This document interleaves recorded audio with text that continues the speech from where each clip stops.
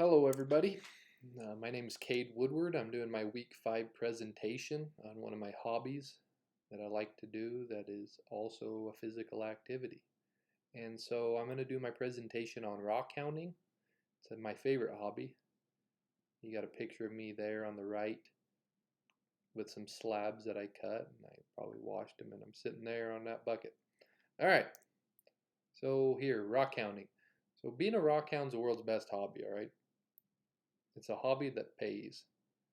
A rockhound is someone who actively searches for rocks, minerals, or fossils, according to the dictionary, and it's the first step to lapidary art. So here's some locations in my area where you can go rockhounding. You got White Fir Springs, Whistler Springs, North Ochoco Reservoir, Eagle Rock. Here in what's that, about a 30-40 mile circle, you've got 3, 6, 9, 10 locations where you can go rock hounding just in my area. So a couple of the things that you can go hounding for, you can go looking for fossils, which should be any kind of organic material that's, turned into a rock over time. Agates, which is my personal favorite. Jaspers, wood, which is petrified wood, not just normal wood. It's wood that's been sitting in the ground for so long that it turned into a rock. Thunder eggs, obsidian, and depending on what you go looking for, there's going to be different digging skill levels. Some rocks are harder to dig than others, and same thing with anything. Some are going to be different than others, harder to get to spots, harder to dig ground. Some ground's soft, some ground's hard. So let's take it. Well, first, while we're on locations, this is not the only area where you can go rock hounding. Almost every state in the western United States has rocks, and a lot of rocks actually. But then as you work your way east, you're probably about every other state you can find some rocks.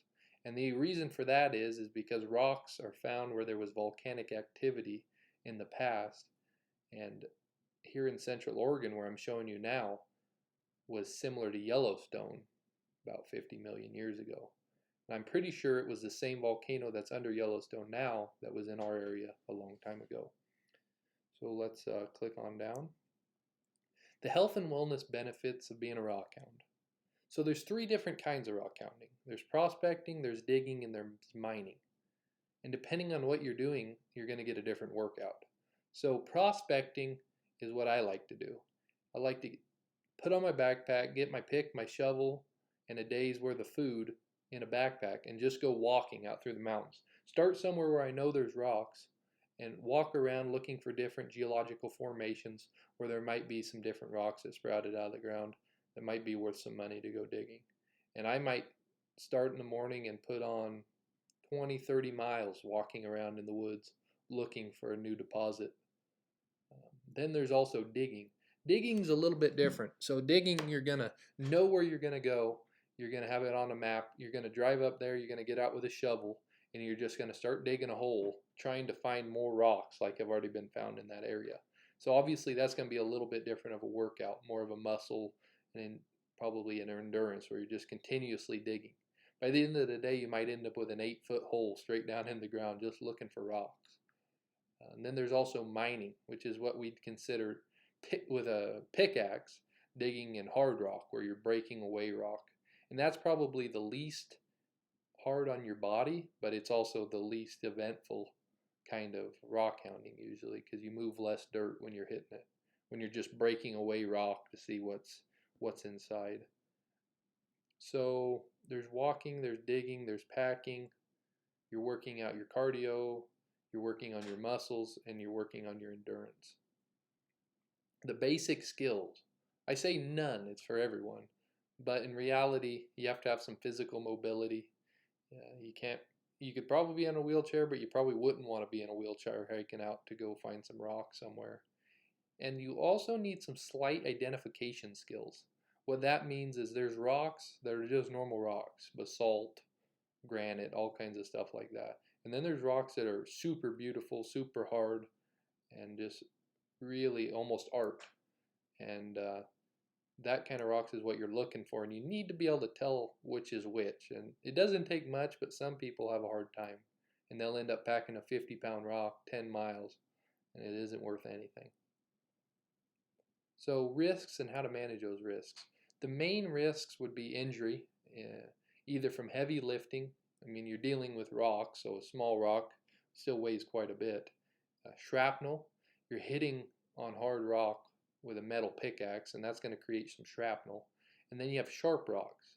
And I put obsidian there. That's not the only kind of sharp rock, but you're breaking away obsidian and digging it out. There's a high chance you're going to cut yourself, being it's just volcanic glass that's can chip away and become really sharp. So to prevent from heavy lifting, some of the older folk, they wear the kind of a weight belt, and that helps them out. I just work on my core, crunches and stuff like that, I guess.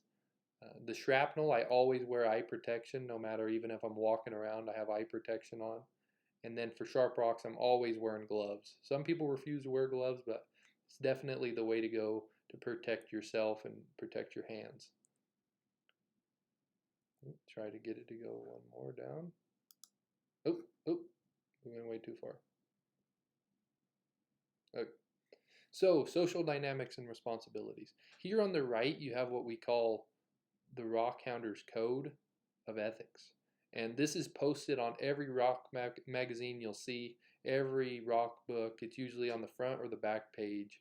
And it's just something that everybody who digs rock is expected to live by. And it's just general decency. It's rules that should be followed anytime you're on public land. What's in there is no trespassing. You can read them if you want. I'm just going to run through them. No trespassing, know the laws, no blasting, no shooting in the areas. Don't damage anybody's property. Leave the gates as you found them. That's a big problem. People going out looking for rocks or doing anything and leaving a gate open and people's cows getting out because of it. So you don't want to be a nuisance to anybody. You want to leave very little impact on the ground itself, and just make sure that your hobby is sustainable, which it should be.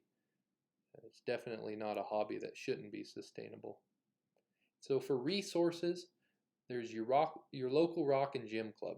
Almost every area of the United States will have some sort of local rock and gym club, make it big or be it small. And here just in Prineville, Oregon, we have about 8,000 people to 10,000, and we've got 3 rock clubs. We got Coors, we got Cola, and we got one other one. And so that just gives you an idea. There's a lot of them out there once you start looking. And if you get into one of these clubs, they're really helpful. They'll show you the whole process. They'll show you areas to look. It's really a good resource. There's also rock shows in almost any area, which is just set up on like a county fairgrounds, and there'll just be rocks and booths and tables of rocks and people to talk to about it and books for sale. Everything you need to know could be found at one of those. But there's also mineral shows. They're a little bit different. Minerals and rocks are in different categories. Minerals are more just for looking at, while rocks have, there's a lot more to rocks. There's cutting, polishing, and all kinds of things to that hobby. The minerals is more just collecting and digging and collecting. And then there's colleges. Eastern doesn't have a program, but a lot of colleges in the United States have a lapidary club, or at least rocks on display. And while Eastern has a little bit in the science hall, but not a real area dedicated to it. College of Idaho is a good example. And they have a whole basement full of really nice rocks and displays that you could really look at and get a good idea of what you're looking at. Get a good idea of what to look for. This thing's giving me a little grief. So here on the left is an example of just how much work goes into this. That's it's about a 3 feet wide petrified log. It's been in the ground for so long it turned into a rock. Approximately about 65 to 70 million years old, I would suppose. Maybe a little newer on that.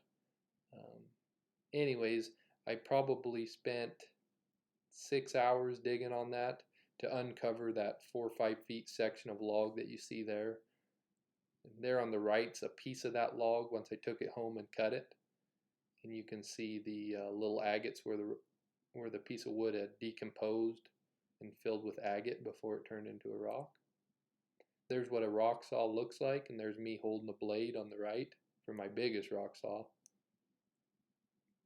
There's a couple of examples of items that I might find that I might sell and make money off of for jewelry or just collect for fun. There's a few more examples for people who like colors and stuff.